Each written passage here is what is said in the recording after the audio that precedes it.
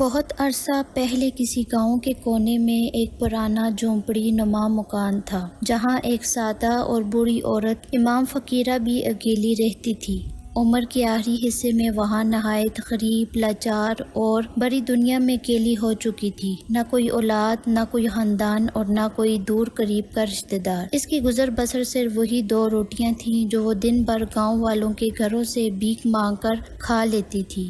ایک طوفانی رات جب آسمان پر بادل گرج رہے تھے اور بارش اپنے جوڑوں پر تھی، امام فقیرہ اپنی جھونپڑی کے کونے میں کمبل اوڑھے بیٹھی کچھ سوچ رہی تھی جو اتنے میں دروازے پر ہلکی سی دستک ہوئی۔ اس طوفانی رات میں بھلا کون دستک دے رہا ہوگا؟ امام فقیرہ نے بہت حیران ہو کر سوچا اور ساتھ ہی دروازہ کھول دیا۔ باہر دور دور تک کوئی نہیں تھا، صرف ایک پرانا مٹی سے بھرا ہوا گھڑا پڑا تھا۔ حیرت سے امام فقیرہ نے گھڑے کو دیکھا اور اسے اٹھا کر اندر کر لیا، پر شاید کسی مسافر کا سامان بے آیا ہو۔ یہی سوچ کر امام فقیرہ وہ گھڑا اندر لے آئی اور اسے ایک کونے میں رکھ کر سو گئی۔ صبح جب امام فقیرہ نے گھڑے کو دیکھا تو حیرت سے اس کی آنکھیں باہر نکل آئیں۔ صاف ستھرا گھڑا چمکتے ہوئے سونے کے سکوں سے بھرا ہوا تھا۔ یا اللہ، یہ کیسے اور کہاں سے آ گئے؟ وہ اس کا دل دھک سے رہ گیا۔ کہیں یہ کوئی جادو تو نہیں یا پھر اللہ کی طرف سے کوئی امتحان؟ لیکن جب اس نے سوچا کہ اس نے تو ساری عمر ایمانداری سے گزار دی، کبھی کسی کے ساتھ کوئی زیادتی نہیں کی، کبھی کسی چیونٹی تک کو نقصان نہیں پہنچایا اور روکھی سوکھی کھا کر بھی کبھی اللہ سے شکوہ نہیں کیا، اچھے برے ہر قسم کے حالات میں صبر شکر سے کام لیا، تو سمجھ گئی کہ پھر یہ اللہ کی طرف سے ہے، اور اگر یہ اللہ کی طرف سے ہے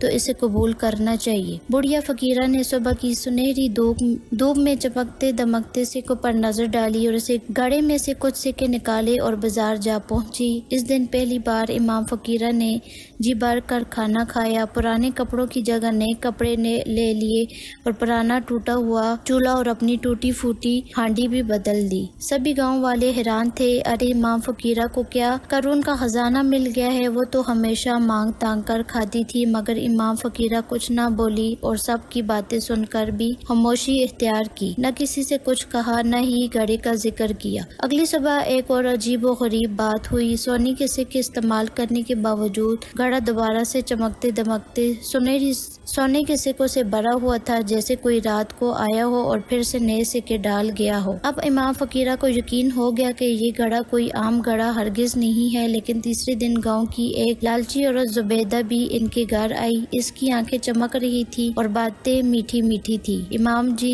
آپ کے حالات تو بہت اچھے ہو گئے ہیں، یہ سب کیسے ہوا؟ امام فقیرہ نے بات ٹال دی، مگر زبیدہ کی نظر گھڑے پر پڑ چکی تھی۔ وہ جان گئی کہ یہی اس خزانے کا راز ہے۔ جب سے بڑھیا کے حالات بدلے تھے، اس کے دل میں وسوسے اور لالچ کی آگ بھڑک اٹھی تھی۔ وہ سوچا کرتی تھی کہ یہی امام فقیرہ جو کل تک در در روٹی کی تلاش میں جاتی تھی، اب گوشت بے شمار، کھانے پینے کی چیزیں، نئے برتن، ہانڈی، نیا چولہا، ضرور کوئی گڑبڑ ہے۔ وہ دل ہی دل میں ترکیبیں سوچنے لگی اور اس کی سوچتی اور اس کی نظریں اب بھی گھڑے کی طرف تھیں۔ اس کے دل میں اب شک نے گھر کر لیا تھا۔ کچھ دن بعد ایک اور موقع پر زبیدہ بھی شام کے وقت امام فقیرہ کے گھر جا نکلی۔ اس نے بہانہ بنایا کہ اسے پانی چاہیے، مگر اس کی گونجتی نظریں اب بھی اس گھڑے پر ٹکی ہوئی تھی۔ اس رات زبیدہ کو چین نہیں آیا، دل میں اب بھی اس کے لالچ کی آگ جلک رہی تھی۔ آخر ایک دن اس نے طے کر لیا کہ وہ سچائی جان کر رہے گی۔ آدھی رات کے وقت وہ دبے پاؤں امام فقیرہ کے باورچی خانے میں آٹے کے صندوق کے پیچھے جا چھپی۔ ہر طرف خاموشی تھی اور جیسے ہی اس نے کھڑکی سے جھانکا، اس کی آنکھیں حیرت سے پھٹی رہ گئی۔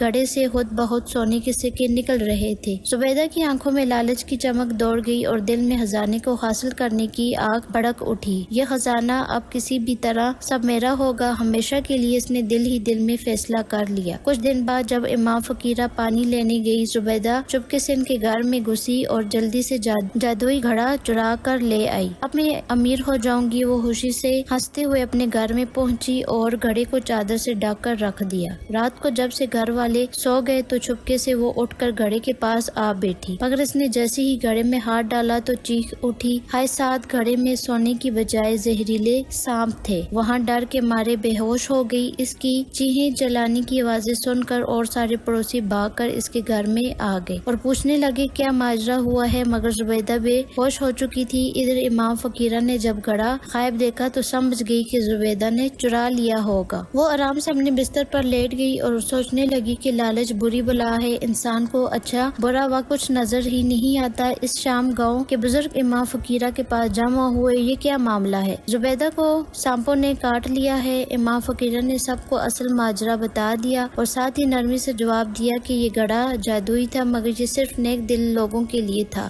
جو لالچ کرتا تھا اس کے لیے یہ زہر بن جاتا ہے۔ بزرگوں نے پھر امام فقیرہ سے پوچھا کہ امام اس کا کیا حل ہے؟ اب سب کو کیا کرنا چاہیے؟ ورنہ یوں تو سارا گاؤں لالچ میں برباد ہو جائے گا۔ امام فقیرہ اٹھ کر گھڑے کے پاس گئی، گھڑے کو ہاتھ میں پکڑا اور کہنے لگی، اے اللہ، اگر یہ میرا امتحان ہے تو پھر مجھے اس میں سرخرو کرنا۔ اور پھر کہتے ساتھ ہی اس نے گھڑا کوئی کنویں میں پھینک دیا۔ اس رات امام فقیرہ بہت سکون کی نیند سوئی، مگر رات کے کسی پہر میں امام فقیرہ کو ایک خواب نے جگا دیا۔ خاموشی چھائی ہوئی تھی لیکن لگاتار ایک عجیب سا احساس تھا اور اس کے دل میں ایک بے چینی بھی تھی۔ وہ سمجھتی تھی کہ کنویں میں وہ جادو بھرا ہوا ہے، جادو بھرا ہوا گھڑا پھینک کر اس نے ایک بڑے امتحان سے جان چھڑا لی ہے۔ پھر بھی دل کے کسی کونے میں ایک سوال ٹکتا رہا، کیا میری قسمت کا سورج ڈل گیا؟ اے رب، اب سب کچھ ختم ہو چکا ہے۔ صبح سے پہلے کے گہرے سناٹے میں جب دنیا گہری نیند میں ڈوبی ہوئی تھی، اسے ایک انوکھا خواب نظر آیا۔ وہ خود کو ایک نور بھرے میدان میں کھڑی دیکھ رہی تھی، جہاں دور سے وہی سنہری بہت بڑا گھڑا چمک رہا تھا اور اس کے گرد روشنیوں کا ایک حلقہ بنا ہوا تھا اور سورج کی کرنوں کی طرف اس میں سے سنہری شعاعیں بھی نکل رہی تھیں اور ایک سفید لباس میں ملبوس بزرگ اس کی طرف بڑھ رہے تھے۔ امام فقیرہ ان کے قدموں میں بیٹھ گئی۔ حضرت، میں نے وہ گھڑا لٹا دیا کیونکہ لالچ نے مجھے ڈرا دیا تھا۔ بزرگ نے مسکراتے ہوئے فرمایا، تم نے درست کیا، وہ کوئی انعام نہیں بلکہ ایک امتحان تھا۔ تم نے صبر